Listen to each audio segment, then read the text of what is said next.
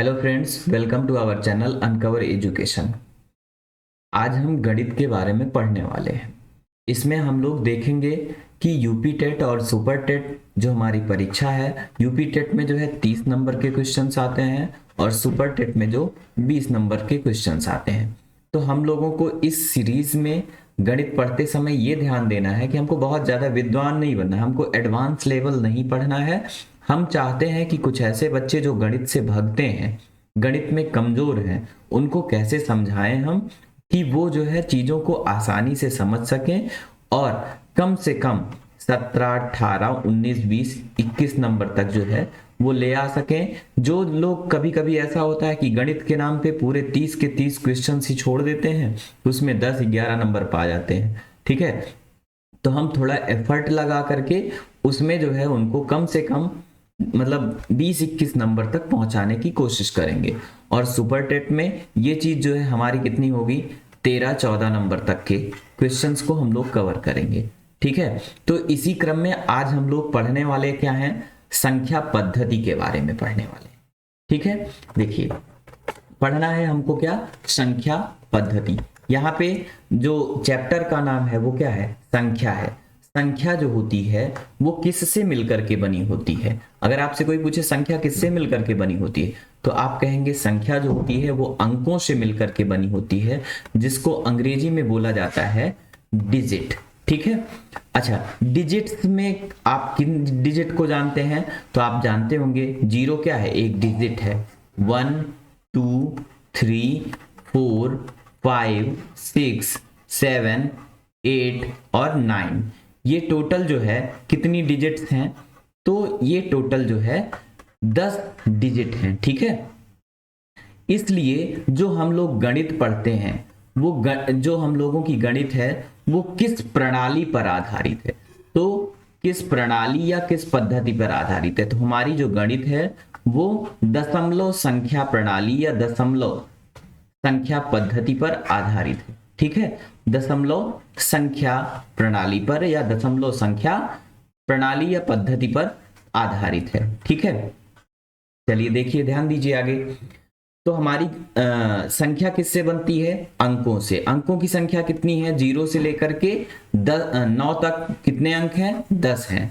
ये जो है किस पे आधारित है, तो ये जो है हमारी आधारित है किस पे, दशमलव संख्या प्रणाली पर आधारित है। अब फिर से हम लोग आते हैं किस पे, संख्या पे आते हैं। किस पे आते हैं, संख्या पे। ठीक है, अब बताइए हमें कोई भी आप एक हमको संख्या बता दीजिए, संख्या बता दीजिए। जैसे संख्या एक हो गई कौन सी, 93। कितनी संख्या हो गई ये, 93 हो गई। अब आप जो है इसमें इकाई और दहाई हमको बता सकते हैं।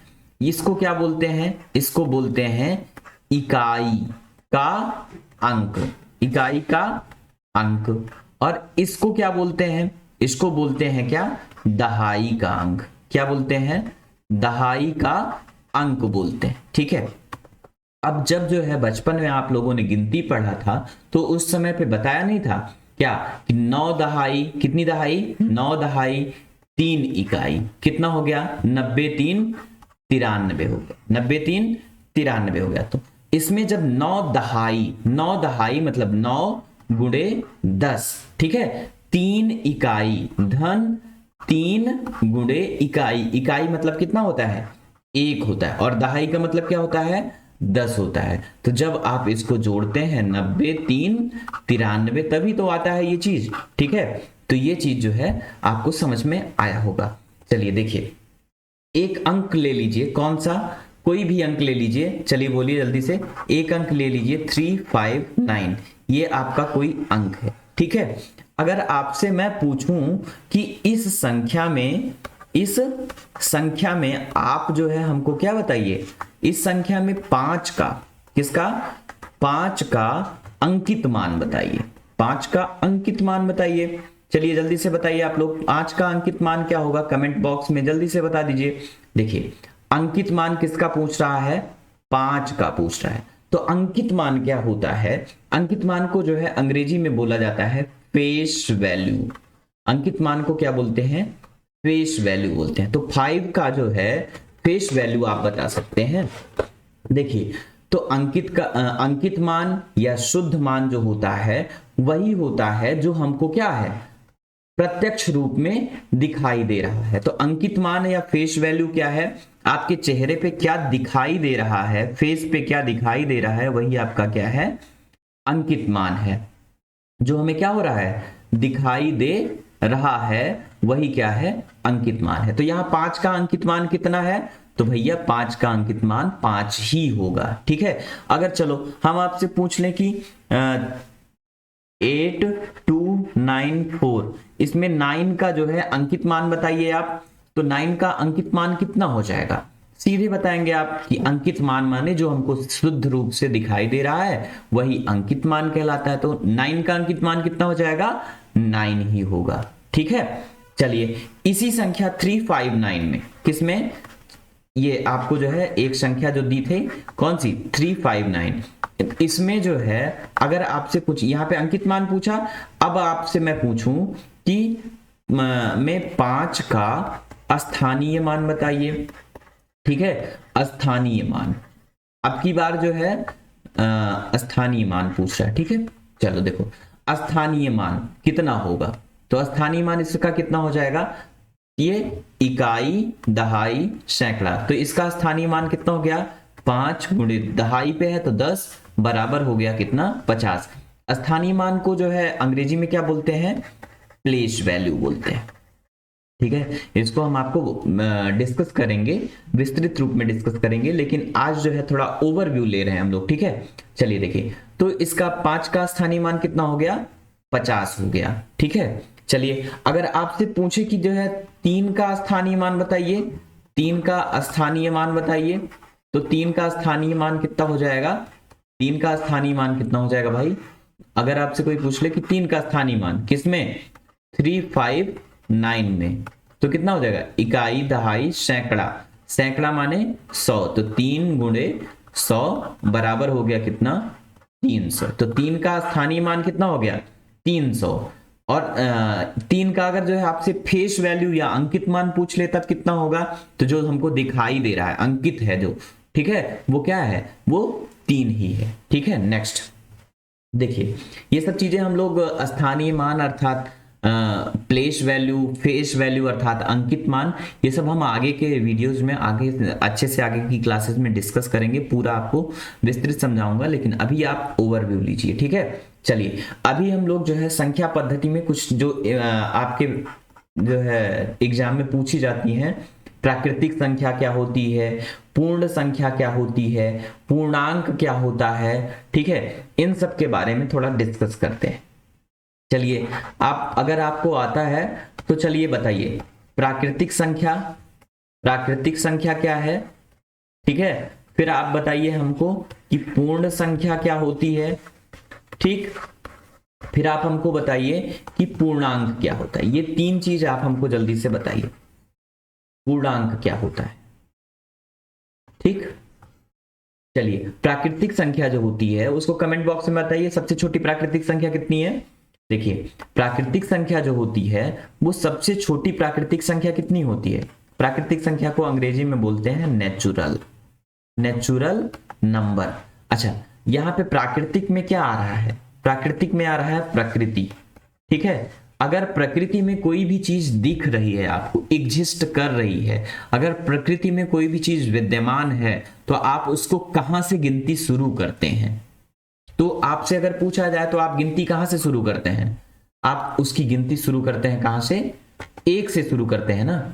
ठीक है, तो किसी भी चीज की गिनती हम जो है कहां से शुरू करते हैं, 1 से शुरू करते हैं। तो प्रकृति में अगर कोई चीज है तो गिनती हम 1 से शुरू करते हैं, उसके बाद 2, 3, 4 ऐसे करते करते कहां तक चले जाते हैं, इनफाइनाइट तक। अच्छा, ये जो 2 गोली बना दी जाती है, ये क्या है, ये इनफाइनाइट है, इसको बोलते हैं अनंत। इसको क्या बोलते हैं, अनंत, जिसका कोई भी अंत नहीं है। इसी को जो है अंग्रेजी में बोलते हैं क्या, इनफाइनाइट। ठीक है, मैं इस शब्दावली का उपयोग बार बार करूंगा कि इनफाइनाइट, इनफाइनाइट मतलब ये ऐसे करके ऐसे बना दिया जाता है, तो इसको जो है इनफाइनाइट बोलते हैं। ठीक है, समझिएगा मेरी बात, इसको क्या बोलते हैं, इनफाइनाइट बोलते हैं। और किसी भी चीज की जब गिनती हम प्रारंभ करते हैं प्रकृति में, अगर कोई भी चीज है तो वो क्या है, प्राकृतिक संख्या से स्टार्ट करते हैं, ठीक है। लेकिन अब प्राकृतिक संख्या को अगर परिभाषित करना है तो क्या करेंगे कि एक से स्टार्ट होकर के 2 3 4 5 6 7 8 9 10 11 अनंत तक जो है जो चीज जाती है वो क्या है, प्राकृतिक संख्या है, ठीक है। इसी को एक चीज और बोला जा सकता है, वो क्या, कि सभी धनात्मक संख्याएं, ठीक है। आपसे विकल्प में देके पूछ सकता है कि सभी धनात्मक संख्याएं जो है वो क्या होती हैं, वो प्राकृतिक संख्याएं होती हैं। सभी धनात्मक संख्याएं क्या होती हैं, प्राकृतिक संख्या होती हैं। क्या होती हैं, प्राकृतिक संख्या हुआ करती हैं, ठीक है। चलिए नेक्स्ट, पूर्ण संख्या क्या है। अभी देखिए ये पूरा नहीं हुआ है, गोल गोल जब एक जीरो पूर्ण बन जाता है तो ये क्या हो गया, ये पूर्ण हो गया। तो जब जीरो से जो है वही गिनती स्टार्ट हो जाएगी, कहां से, 0 1 2 3 4 डॉट डॉट कहां तक, इनफाइनाइट तक, ठीक है। तो ये क्या हो गया, यहां एक से लेके इनफाइनाइट तक के लिए हम लोगों ने क्या बोला था, धनात्मक संख्या बोला था। तो जीरो के साथ में क्या, इनफाइनाइट तक धनात्मक संख्या है, जीरो और जितनी भी जो है क्या है, धनात्मक संख्याएं हैं, वो मिलकर के क्या बनाती हैं, पूर्ण संख्या बनाती है। क्या बनाती है, पूर्ण संख्या बनाती है, ठीक है। ठीक, इतना समझ में शायद आपको आया होगा। अच्छा, पूर्ण को क्या बोला जाता है, अंग्रेजी में बोला जाता है पूर्ण को होल नंबर बोला जाता है। क्या बोला जाता है, होल नंबर। होल मतलब होता है संपूर्ण, और पूर्ण को होल बोला जाता है ना, होल माने संपूर्ण होता है। अब देखिए अगला क्या है, पूर्णांक। इसको अंग्रेजी में बोलते हैं इंटीजर। क्या बोलते हैं, इंटीजर, ठीक है। अब इंटीजर क्या होता है, देखो जैसे आप लोग कहीं कहीं देखे होंगे कि 1/2 हो गया, 0.3 हो गया, ठीक है, 3.7 हो गया, ऐसे ऐसे चीजें देखे होंगे ना। तो ये जो है क्या पूरा है, ये पूर्ण नहीं है, ये आधा है, ये आधा है, ये दशमलव में लग गया, यहाँ दशमलव लग गया, तो ये जो है पूर्ण नहीं है। लेकिन जो पूर्ण होता है वो क्या होता है, वो या तो कितना होगा, पूरा पूरा 1 होगा, या पूरा पूरा 2 होगा, या पूरा पूरा 3 होगा। ऐसे ऐसे करते हुए अनंत तक जो है चीजें जा सकती हैं। साथ में जो पूर्णांक होते हैं उसमें और क्या चीजें होती हैं, इसमें शामिल होता है जीरो भी शामिल होता है, ठीक है। और ये जो पूर्णांक होता है इसमें निगेटिव वाली चीजें भी शामिल होती हैं, तो -1 -2 -3, ठीक है, डॉट डॉट डॉट डॉट, यहां कहां से, माइनस इनफाइनाइट तक, ठीक है। चलिए देखिए, तो पूर्णांक को अगर हमें परिभाषित करना है तो हम क्या कहेंगे, ये इतनी जो है एक से लेकर के अनंत तक, हम लोग क्या बोले हैं, एक से लेकर के अनंत तक को धनात्मक संख्या बोले हैं। क्या बोले हैं, सभी धनात्मक संख्या बोले हैं, धनात्मक संख्याएं, ठीक है। क्या बोले हैं, धनात्मक संख्याएं बोले हैं। ये क्या है, ये जो है ये क्या है, जीरो है, ठीक है।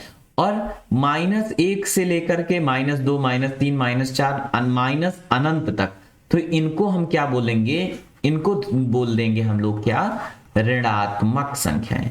फिर से ध्यान दे लेना, ठीक है। 1 से लेकर के धन में जितनी भी संख्याएं, अच्छा देखो यहाँ पे कुछ चिन्ह नहीं लगा हुआ है, इसका मतलब होता है कि यहाँ पे कोई चिन्ह नहीं लगा, तो मतलब ये ऑलरेडी क्या है, पहले से ही धनात्मक है, ठीक है।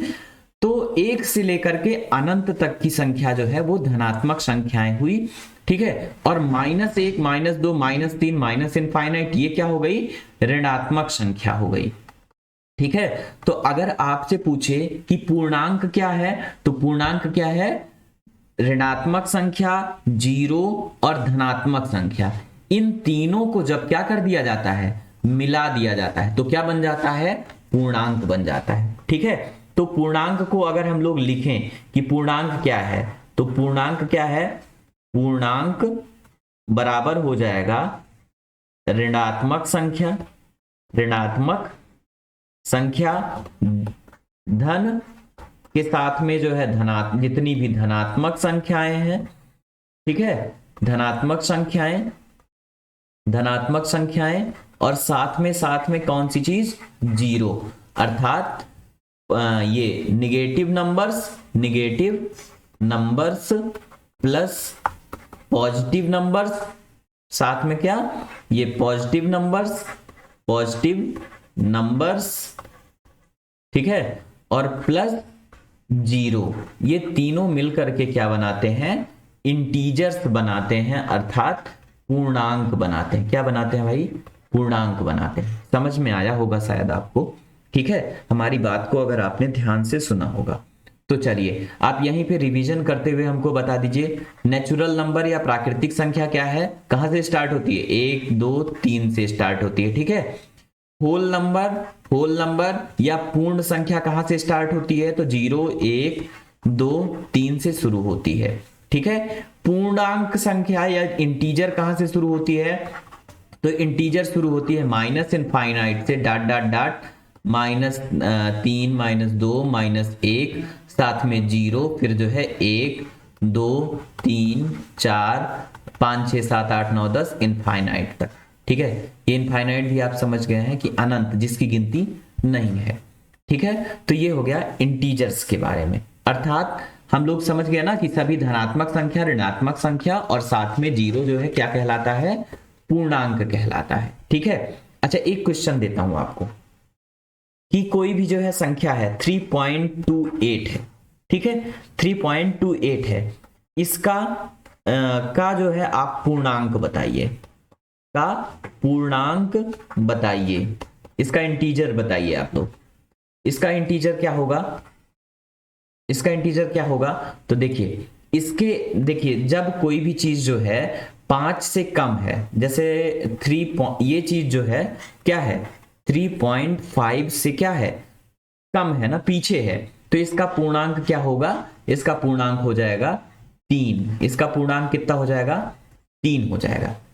ध्यान देना, अगर जो है यही हम लिख दिए होते 3.85, ठीक है, तो इसका पूर्णांक पूछे होते अगर आपसे 3.85 का पूर्णांक बताइए, तो आप क्या बताते, ये क्या है, 0.5 से ज्यादा है ना, 0.8, 5 से जो है 0.5 से जो है ज्यादा है 0.8, 0.5 से ज्यादा है 0.8, इसलिए जो है इसके ये किस 3 के बाद किसके नजदीक में आ गया, तो ये 4 के नजदीक में आ गया ना, ठीक है, तो इसलिए इसका पूर्णांक क्या हो जाएगा, 4 हो जाएगा। ध्यान देना फिर से एक बार, चलो देखो, अगर हमने लिख दिया कि 5.43, ठीक है, और यहीं पे लिख दिया 5, ये लिख दे रहा हूं कितना, 5.5, ठीक है, और यहां पे लिख दे रहा हूं 5.89, ठीक है। अब देखो इसका पूर्णांक कितना हो जाएगा, ये 5.5 से 50 से क्या है, कम, 50 से कम है ना 43, तो इसका जो है कितना हो जाएगा, इसका होगा पूर्णांक कितना, 5, ठीक है। ये 5.50 है, तो इससे जो है ये 8 ज्यादा है, 50 से ज्यादा है ना 89, तो यहाँ पे इसका पूर्णांक क्या हो जाएगा, इसका हो जाएगा 6, ठीक है। ध्यान से समझना, पूरी बात एकदम आराम से समझना, नहीं समझ में आएगा तो वीडियो दोबारा देख लेना, लेकिन समझने की कोशिश करना, ठीक है। तो ये हो गया इंटीजर के बारे में, पूर्णांक के बारे में। साथ ही साथ अब हम लोगों को क्या देखना है कि सम संख्या किसे कहते हैं, कौन सी संख्या, सम संख्या किसे कहते हैं, इसको अंग्रेजी में बोलते हैं क्या, इवन नंबर बोलते हैं, क्या बोलते हैं, इवन नंबर बोला जाता है। तो इवन नंबर किसे बोलते हैं, देखिए सम माने क्या होता है, बराबर, अर्थात 1 के बराबर में अगर उसका जोड़ा आ जाता है तो ये क्या हो गया, सम हो गया, ठीक है। अर्थात जब कोई भी चीज किसमें होगी, जोड़े में होगी, किसमें होगी, जोड़े में होगी, और जोड़ा किसका बनता है, 2 लोगों का जोड़ा बनता है, ठीक है, तो 2 लोगों का जोड़ा बनता है। तो सम संख्या क्या है, जो जोड़े में होती है, जैसे 2 हो गया तो उसका एक जोड़ा बन गया ना, 2 लोगों का एक जोड़ा बन गया, 2 4 6 8 10, ठीक है, 12, ऐसे ऐसे करते हुए इनफाइनाइट तक, मतलब अनंत तक हम लोग कह सकते हैं कि ये क्या है, सम संख्या है। तो जो चीजें हम कहां पे होती हैं, जोड़े में होती हैं, किसमें होती हैं, जोड़े में होती हैं, तो वो क्या कहलाती हैं, सम संख्याएं कहलाती हैं। देखिए इसकी एक परिभाषा और दिया जाता है, क्या कि ऐसी संख्याएं जो किससे विभाजित हो, ऐसी संख्याएं जो 2 से विभाजित होती हैं। किससे विभाजित होती हैं? 2 से विभाजित होती। अच्छा, विभाजित का मतलब समझते हैं ना आप लोग? विभाजित होती हैं वो उन्हें क्या कहते हैं? सम संख्या कहा जाता है। विभाजित होती हैं, सम संख्याएं कहलाती हैं। अर्थात ऐसी संख्याएं जो किससे कट जाएं? 2 से कट जाएं, क्या कहलाती हैं? सम संख्याएं कहलाती हैं। सम संख्याएं कहलाती हैं।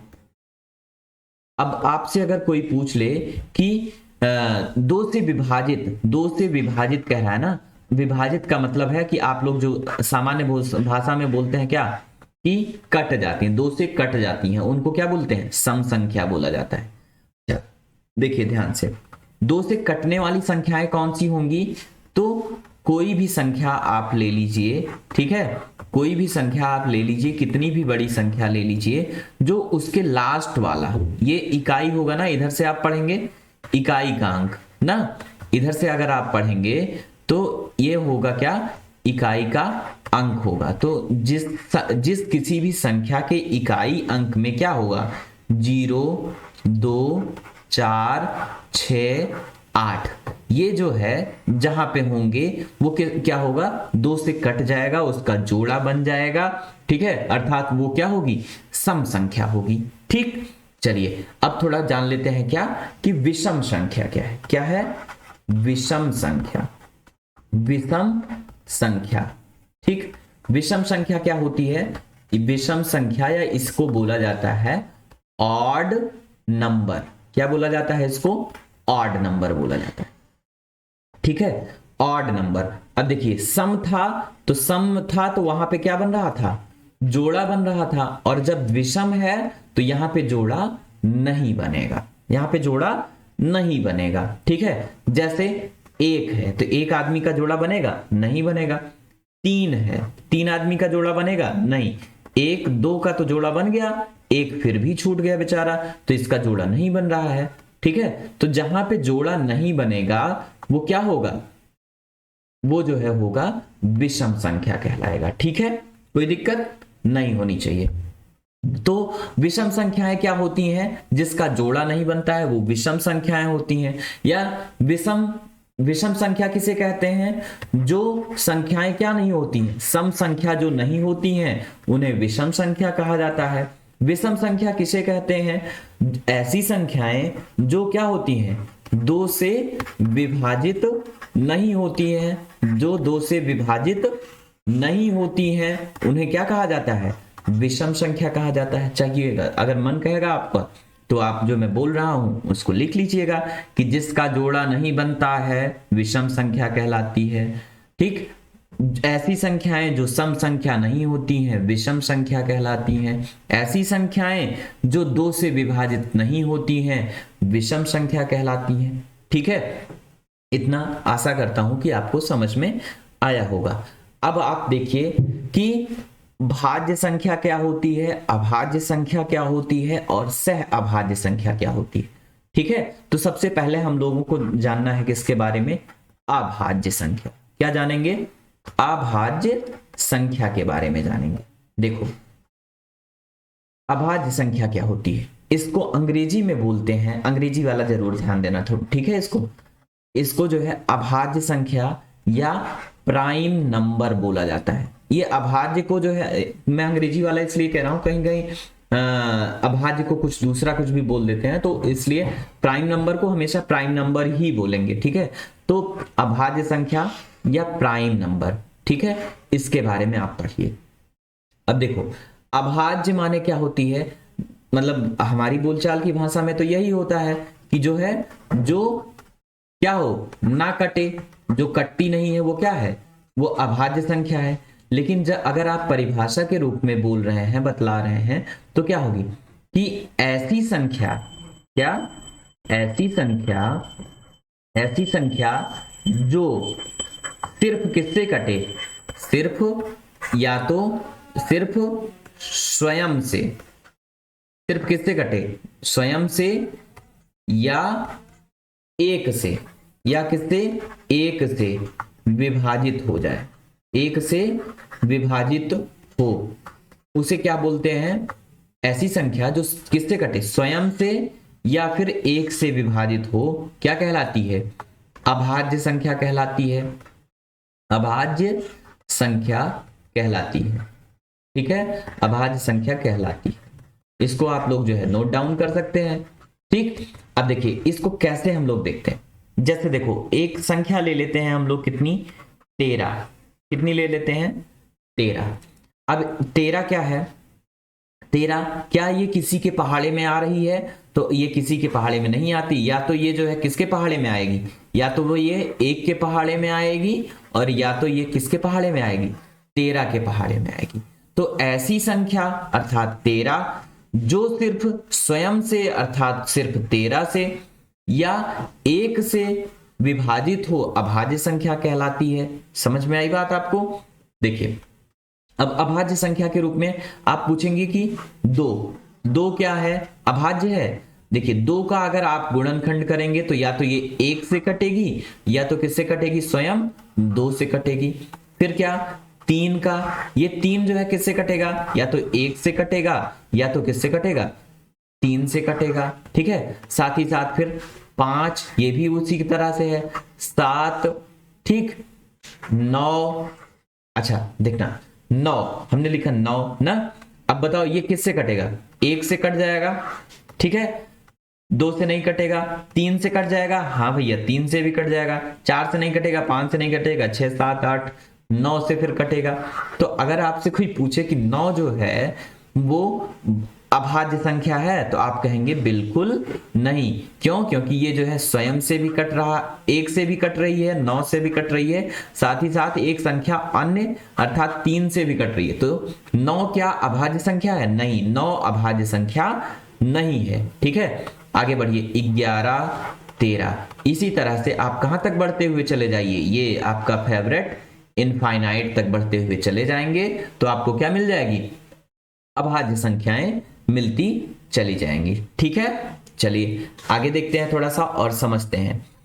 अच्छा, यहां से एक प्रश्न अगर आपसे पूछूं मैं कि सबसे छोटी, क्या पूछूं अगर आपसे कि सबसे छोटी अभाज्य संख्या बताइए, सबसे छोटी अभाज्य संख्या क्या होगी, सबसे छोटी अभाज्य संख्या क्या होगी।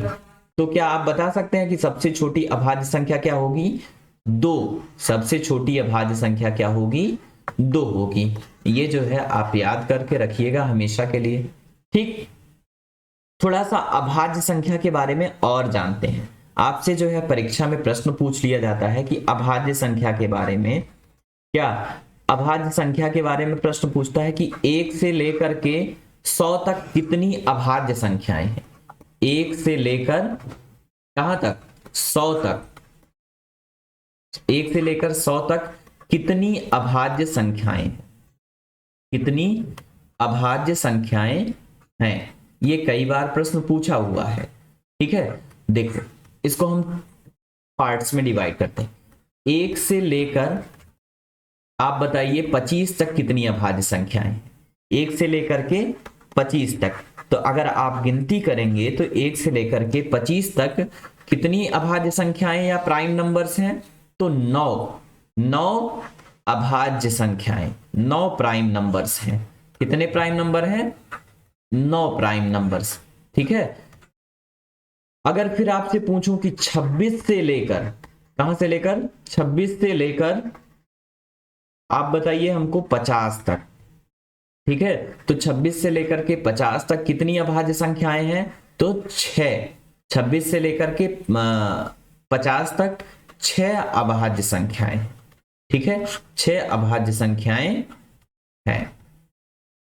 अब आगे बढ़िए आप, फिर आपसे पूछूं कि 51 से लेकर, कहां से लेकर, 51 से लेकर 100 तक कितनी अभाज्य संख्याएं हैं, तो 51 से लेकर 100 तक कुल मिला के 10 अभाज्य संख्याएं हैं, 10 अभाज्य संख्याएं हैं।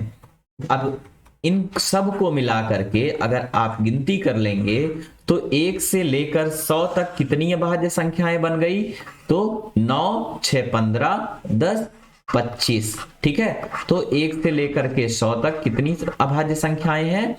ये हो गई 25 अभाज्य संख्याएं। ये चीज आप लोग याद कर लीजिएगा, मेमोराइज कर लीजिएगा, 2-3 बार देख लीजिएगा। आप लोगों का होमवर्क ये है कि आप उन संख्याओं को 1 से लेकर के 100 तक की जितनी भी अभाज्य संख्याएं हैं ढूंढ ढूंढ के लिख करके हमारे कमेंट बॉक्स में उसको बता दीजिएगा। ठीक है, तो अगर आपसे ये प्रश्न था, क्या ये प्रश्न था कि 1 से लेकर 100 तक की अभाज्य संख्याएं, 100 तक की अभाज्य संख्याएं कितनी? ठीक, ये बता दीजिएगा। चलिए नेक्स्ट आगे बढ़ते हैं थोड़ा सा कि 3 अंक, एक क्वेश्चन और कर लेते हैं थोड़ा सा इसमें। अभाज्य संख्या में क्या है कि 3 अंकों की सबसे छोटी अभाज्य संख्या, 3 अंकों की तीन अंकों की सबसे छोटी अभाज्य संख्या बताइए। 3 अंकों की सबसे छोटी अभाज्य संख्या बताइए। तो वो कितनी हो जाएगी? 3 अंक की सबसे छोटी संख्या 100 हो गई, उसके बाद में आता है कितना? 101। कितना आता है? 101। 3 अंक की सबसे छोटी अभाज्य संख्या हो गई 101। इसके बाद में 103 हो गया, 107 हो गया, 109 हो गया, उसके बाद 111 हो गया, 113 हो गया। आपको मैं बता दूं कि जो ये 111 है, ये जो है अभाज्य संख्या नहीं है, ये अभाज्य संख्या नहीं है। आप पूछेंगे किससे कटता है? तो ये कटता है किससे? 3 से। 3 से ये विभाजित होता है। कैसे? कैसे हमने जाना कि 1 2 3, तीनों को जोड़ेंगे तो 3 आ जाएगा ना, तो 3 से विभाजित है ये संख्या, इसलिए 111 क्या है? 111 जो है अभाज्य संख्या नहीं है। मैं आशा करता हूं कि आप लोगों को अभाज्य संख्या भी अच्छे से समझ में आया होगा। ठीक है, अब आगे हम लोग बढ़ लेते हैं कि किसके बारे में जान लेते हैं? भाज्य संख्या के बारे में। किसके बारे में जान लेते हैं? भाज्य संख्या के बारे में। देखिए, अभाज्य संख्या को अंग्रेजी में बोला गया प्राइम नंबर, और भाज्य संख्या को अंग्रेजी में बोला जाता है क्या? Composite number. क्या बोला जाता है? Composite number. कंपोजिट नंबर बोला जाता है। ठीक है, अब देखिए कंपोजिट नंबर सबसे अब अगर आपसे परिभाषा पूछा जाए तो परिभाषा में आप क्या बताएंगे कि ऐसी संख्याएं जो अभाज्य संख्या नहीं है वो क्या है? भाज्य संख्या है। अब आपसे पूछे कि नहीं इसके अलावा कुछ बताइए, तो अभाज्य के अतिरिक्त जितनी भी संख्याएं हैं वो सभी भाज्य संख्याएं हैं। एक तो ये बात हो गई। ठीक है, क्या कि जो भी संख्याएं क्या है अभाज्य संख्या नहीं है वो सब क्या है? वो सारी संख्याएं क्या है? भाज्य है। एक बात तो ये हो गई क्लियर। ठीक है, लेकिन अगर दूसरी बात बोली जाए क्या, तो आप क्या बोलेंगे? बोलेंगे कि ऐसी संख्याएं, क्या बोलेंगे? ऐसी संख्याएं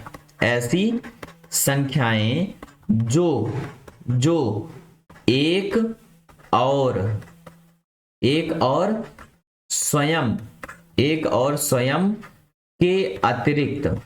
और स्वयं के अतिरिक्त किसी अन्य संख्या से भी विभाजित हो, उसे क्या बोलते हैं? अन्य संख्या से भी विभाजित हो उसे बोलते हैं, विभाजित हो उसे भाज्य संख्या बोलते हैं। क्या बोलते हैं? भाज्य संख्या या कंपोजिट नंबर बोला जाता है। क्या बोला जाता है? भाज्य संख्या या कंपोजिट नंबर कहा जाता है। ठीक है, अब आपसे पूछा जाए कि चलिए बताइए दो क्या है? ये किससे विभाजित है? तो ये 1 से कट जाएगी और 2 से कट जाएगी। ठीक है, तो क्या ये जो है क्या बोलते हैं? भाज्य संख्या है? नहीं, इसको तो हम लोगों ने अभाज्य में पढ़ा हुआ है। तो 2 जो है वो भाज्य संख्या नहीं है। 3 वो तो वैसे भी नहीं है। 4 क्या? 4 के बारे में बात करते हैं। किसके बारे में? 4 के बारे में। 4 जो होती है वो किससे कटती है? 1 से कट जाएगी, 2 से भी कट जाएगी और 4 से भी कट जाएगी। ठीक है, तो यहाँ पे 1 और स्वयं ये तो चीज हो गई, तो साथ ही साथ 2 से भी हो जा रही है, तो ये क्या है, भाज्य संख्या है। 2 4 तो सबसे छोटी भाज्य संख्या क्या हो जाएगी, 4 हो जाएगी। सबसे छोटी भाज्य संख्या क्या हो जाएगी, 4 हो जाएगी। अर्थात 2 ये जो है अभाज्य संख्या है, 3 ये भी अभाज्य संख्या है, 4 ये जो है भाज्य है, 5 ये जो है अभाज्य है, 6 भाज्य है, 7 ये अभाज्य है, 8 क्या है, ये भाज्य है। ठीक है, 9 भाज्य है, 10 भाज्य है, 11 अभाज्य है। ठीक है, 12 भाज्य है। तो इसी तरह से अनंत तक आप जाएंगे, तो जो संख्याएं स्वयं और 1 के अतिरिक्त किसी अन्य संख्या से भी विभाजित होती हैं, वो सारी संख्याएं क्या कहलाती हैं, कंपोजिट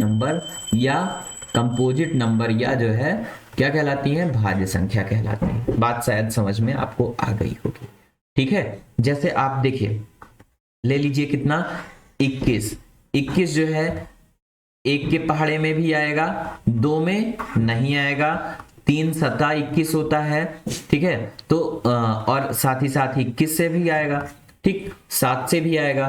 तो इस तरह से आप देख सकते हैं कि यहाँ पे 3 और 7, 1 और 21 के अलावा 3 और 7 के पहाड़े में भी ये चीज आ रही है, तो इसलिए ये क्या हो गई, 21 जो है वो क्या है, भाज्य संख्या है। ठीक, चलिए थोड़ा सा अब डिस्कस कर लेते हैं कि एक भाज्य पढ़ लिया, अभाज्य पढ़ लिया, अब एक संख्या और होती है जिसको बोलते हैं क्या, सह अभाज्य संख्या।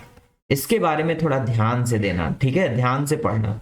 सह अभाज्य संख्या, सह अभाज्य संख्या, या इसको बोलते हैं को प्राइम नंबर। क्या बोलते हैं इसको, को प्राइम नंबर बोला जाता है। ठीक है, देखिए यहां पे जो है संख्याओं की संख्या कितनी होगी, 2 संख्या होगी। एक संख्या ये हो गई, एक संख्या ये होगी। ये सह मतलब होता है साथ साथ, अर्थात साथ साथ या आपस में। सह का मतलब होता है क्या, साथ साथ या आपस में। ठीक है, आपस में, इस चीज को थोड़ा ध्यान में रखना। उसके बाद जो है हम लोग परिभाषा जो समझेंगे उसके हिसाब से हम जो है सह अभाज्य संख्याओं की पहचान करेंगे। ठीक है, तो सह अभाज्य संख्या कैसे कहते हैं, यदि ठीक है, यदि किन्हीं दो संख्याओं का क्या मासा, ये ध्यान देना, मासा 1 हो, मासा कितना हो, 1 हो, अर्थात जो HCF है, हाईएस्ट कॉमन फैक्टर है, वो इज इक्वल टू कितना होता है, 1 होता है। हाँ, महत्तम समापवर्तक जो होता है वो 1 होता है, तो कितना हो, 1 हो, तो वे दोनों संख्याएं क्या कहलाती हैं, आपस में अर्थात साथ में क्या कहलाती हैं, दोनों संख्याएं सह अभाज्य संख्या कहलाती हैं। क्या कहलाती हैं, संख्याएं सह अभाज्य संख्या कहलाती हैं, सह अभाज्य को प्राइम नंबर कहलाती हैं। ठीक है, वो दोनों संख्याएं क्या कहलाएंगी, सह अभाज्य संख्याएं कहलाती हैं। चलिए अब इसको थोड़ा एग्जाम्पल्स के माध्यम से हम लोग समझ रहे हैं। ठीक है, अर्थात देखो, जैसे कौन सी संख्या, एक ले लीजिए, इसको थोड़ा ये देखो, एक संख्या a हो गई, एक संख्या b हो गई, एक a हो गई, दूसरी b हो गई। ये परिभाषा से कह रहा है कि इन दोनों संख्याओं का जो क्या है, HCF है, या जो मासा है, महत्तम समापवर्तक है, वो कितना होना चाहिए, 1 होना चाहिए। ठीक है, तो ये क्या कहलाएगी, तो ये संख्याएं जो है आपस में क्या कहलाएंगी, ये जो है सह अभाज्य संख्या कहलाएंगी। ये दोनों आपस में क्या कहलाएंगी, सह अभाज्य संख्या कहलाएंगी। थोड़ा सा और इसको समझो कि ये हम क्या बना दिए और क्या कह रहे हैं। जैसे एक संख्या आप ले लीजिए, कितनी, 6 ले लीजिए, कितना ले लीजिए, 6 ले लीजिए, और एक संख्या ले लीजिए आप, कितना, 13 ले लीजिए। ठीक है, एक संख्या ले लीजिए 13। तो 6 जो होता है वो किससे विभाजित है? 2 से है और 3 से है। ठीक, 13 ये किससे विभाजित है? ये 1 से और 13 से है। तो यहां इसके जो दोनों वो आए, 2 और 3 आए, इसके जो है कितना आए? 1 और 13 आए। तो इनका दोनों का जो है इसमें कॉमन क्या है? इसमें कॉमन कुछ नहीं है, मतलब 1 है। ठीक है, या अगर 6 और 13 का आप क्या ले लीजिए? मासा ले लीजिए। तो इनका 6 और 13 का मासा कितना आएगा? मासा इनका आएगा 1 आएगा। मासा कैसे निकाला जाता है इसको हम आगे पढ़ाएंगे, बताएंगे, सिखाएंगे। लेकिन अभी इतना जान लीजिए कि जब दो संख्याओं का मासा कितना होता है? 1 होता है, तो वो क्या कहलाती हैं? सह अभाज्य संख्याएं कहलाती हैं। ठीक है, शायद आपको समझ में आया होगा। अगर नहीं समझ में आया होगा तो हम मासा निकालना जब बता देंगे तो फिर आपको एक बार सह अभाज्य संख्या बता देंगे। ठीक है, तब आप लोग थोड़ा वहां से समझ लीजिएगा। जैसे 2 और 3, अर्थात एक तरह से ये जान लीजिए कि जब जो है किसी संख्या के पहाड़े में 2 भी नहीं आ रहा है और 3 दोनों एक साथ में एक ही पहाड़े में नहीं आ रहा है, तो ये क्या हो गई? सह अभाज्य संख्या कहलाती। ठीक है, 6 और 13 का उदाहरण ले लिया, 2 3 का ले लिया। अब देखिए 4 और 8 का देख लीजिए, 4 और 8 का, 4 एकम 4, 4 दूना 8। तो ये सह अभाज्य संख्या होगी? नहीं होगी। ठीक है, अब आपसे अगर पूछे कि 9 और 16 का उदाहरण बता दीजिए आप, 9 और 16 का। ठीक है, तो 3 त्रिका 9 होता है, 2 8 16 होता है। ठीक है, 4 चौक 16 होता है। लेकिन यहाँ पे दोनों एक ही पहाड़े में नहीं आ रहे हैं, तो इसका मतलब कि ये क्या है? सह अभाज्य संख्या है, अर्थात को प्राइम नंबर है। ठीक है, आगे चलिए थोड़ा सा और आपके लिए दे देता हूं कि आप हमको इनमें से सह अभाज्य संख्या छांट के बताइएगा। ठीक है, सह अभाज्य संख्या छांटिए, सह अभाज्य संख्याएं छांट कर बताएं। ठीक है, आप इसको जो है कमेंट बॉक्स में इसके उत्तर हमको बता दीजिएगा। ठीक, चलिए क्वेश्चन लिख लीजिए। 3 और 5, दूसरा 7 और 21, ठीक, तीसरा 8 और 15, ठीक, चौथा 12 25 और लिख लीजिए थोड़ा सा 15 32, ठीक है। उसके बाद लिख लीजिए 32 64, एक और लिख लीजिए 18 42। इसमें से आपको जो है सह अभाज्य संख्याएं छांट लेना है और हमको जो है उसके उत्तर को कमेंट बॉक्स में बता देना है। ठीक, चलिए इसके अतिरिक्त जो है अब कुछ चीजें एक दो चीज और देख लेते हैं कि आप कभी कभी कंफ्यूजन होती है कि आरोही और अवरोही क्रम क्या होता है। क्या आरोही क्रम क्या है? इसको अंग्रेजी में बोलते हैं असेंडिंग ऑर्डर। क्या? असेंडिंग ऑर्डर, ठीक है। और एक होता है क्या? अवरोही क्रम। क्या होता है? अवरोही क्रम। इसको बोलते हैं इंग्लिश में डिसेंडिंग ऑर्डर, ठीक है, डिसेंडिंग ऑर्डर। ठीक, अब देखिए आरोही, जैसे आरोही को हम लोग थोड़ा सा कनेक्ट करते हैं किससे? अश्वारोहण से। अश्व पे चढ़ना। आरोह माने क्या होता है? आरोह का अर्थ होता है चढ़ना। आरोह का अर्थ होता है चढ़ना, ठीक है। चढ़ना क्या है? मतलब कि ऊपर बढ़ते हैं जब ना, तभी तो चढ़ते हैं। तो अर्थात जब छोटे से हम लोग कहाँ की तरफ जाते हैं? बड़े की तरफ जाते हैं, तो इसको क्या बोला जाता है?